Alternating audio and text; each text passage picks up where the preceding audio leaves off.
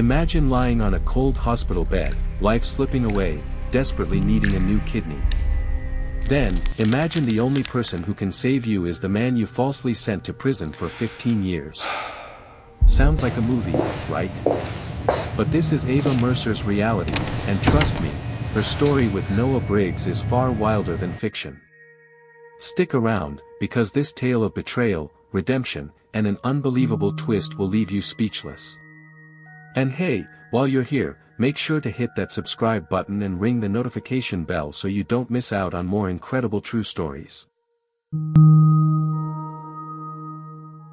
In the quiet, almost eerie stillness of a hospital ward before dawn, the rhythmic hiss of a dialysis machine plays like a grim soundtrack to Ava Mercer's fading hope.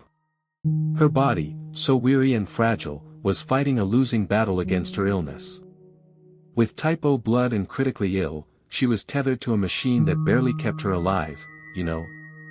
From the doorway, a silent, imposing figure watched her intently. His gaze, deep and unreadable, held a universe of unspoken history and emotions. That man was Noah Briggs, and his presence felt heavy in the air. Just a few years prior, Noah was a steady, reliable line worker in Columbus, his days predictable, his life uncomplicated. Then Ava Mercer entered his world. She was a whirlwind, a hospital scheduler, sharp, quick-witted, and, as Noah would soon learn, incredibly secretive. Their romance ignited fast, a passionate fire, but it quickly became guarded, shadowed by an unspoken tension that Noah couldn't quite place. He saw a vibrant, ambitious woman, but behind her captivating smile, a darkness swirled. Ava's life, it turned out, was a constant tightrope walk. Her father's escalating medical bills for critical care were a relentless drain. Her brother's frequent relapses into addiction meant more financial burdens and emotional turmoil. And then, a predatory loan, taken out of desperation, began to choke her, its interest rates climbing higher and higher. At the hospital, whispers of an impending audit sent shivers down her spine. Her meticulous scheduling, once a source of pride, now felt like a ticking time bomb, threatening to expose the cracks in her carefully constructed facade. She was drowning, and Noah, unknowingly, was right in the path of the coming storm. It was Security Chief Richard Vale who saw her desperation and seized the opportunity. A man with a chillingly opportunistic mind, Vale saw Ava's vulnerability as a tool. He manipulated the hospital schedule, ensuring Noah was on shift at a specific time. He then casually lifted Noah's spare key from a locker, a key Noah had innocently given Ava months ago, a symbol of their trust. Later, Vale planted a pouch of pills and a wad of cash in Noah's car, then anonymously tipped off the police. The setup was perfect, meticulously planned, and utterly devastating. The courtroom was a blur of harsh lights and hushed whispers. Ava, the woman Noah loved, took the stand. Her voice, usually soft, now rang with a chilling conviction as she swore on the Bible, damning him with every word. She claimed Noah was dealing, painting him as a hardened criminal. The jury, swayed by her testimony and the planted evidence, believed her. 15 years. No parole for 12. Noah's world shattered. The woman he adored had just condemned him to a living hell. Prison was a brutal education. The years stretched into an eternity of gray walls and cold silence.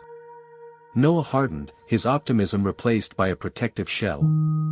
He kept to himself, his past a raw wound he rarely touched. Then, one day, an unsigned note appeared among his mail. You didn't deserve it.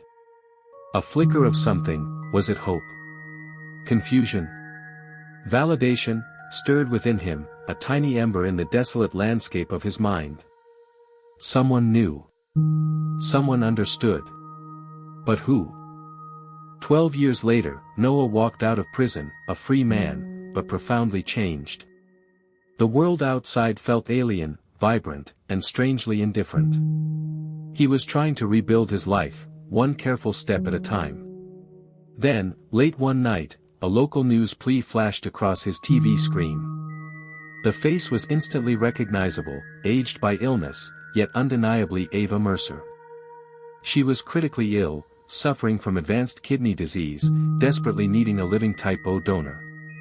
Anonymously, Noah volunteered. The irony was almost unbearable.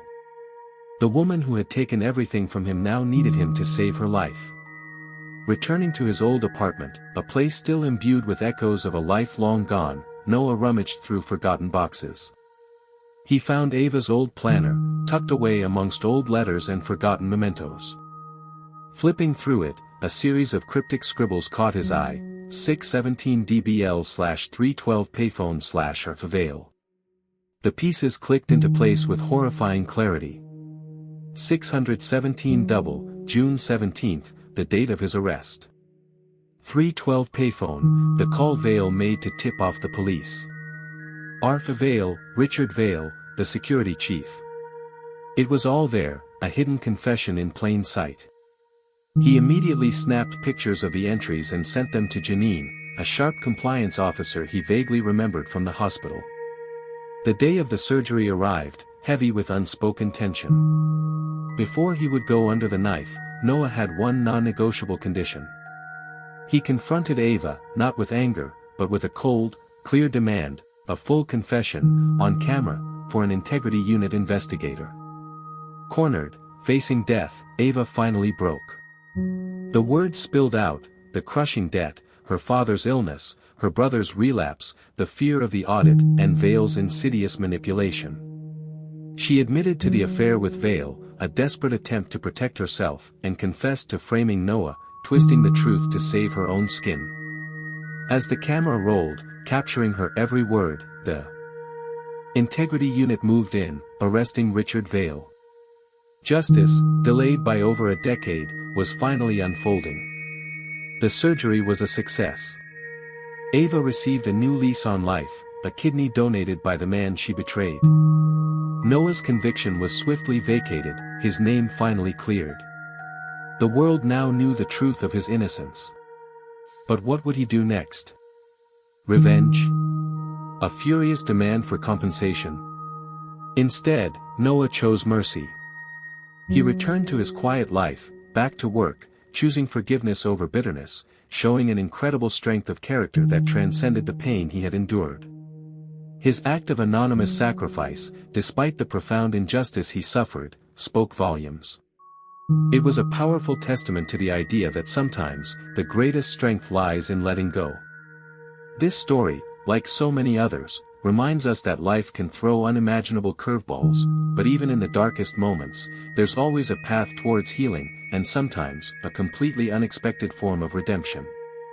Thank you for joining us today for this incredible journey. If this story moved you, please give this video a like, share it with your friends, and don't forget to subscribe for more fascinating true stories that will keep you thinking. We appreciate your support, and we'll see you in the next one.